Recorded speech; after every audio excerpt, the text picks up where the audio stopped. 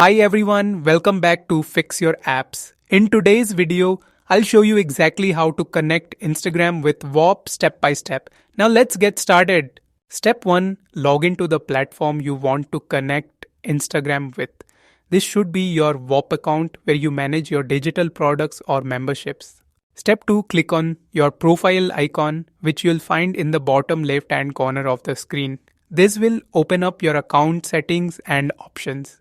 Step 3. Click on Connected Accounts from the Profile menu. This section is used to manage which accounts are linked to your Whop profile.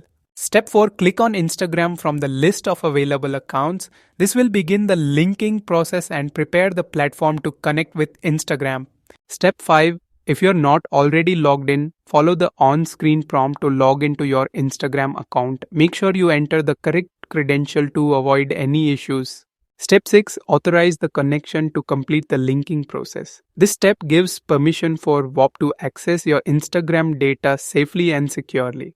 Thanks for watching and don't forget to subscribe to Fix Your Apps.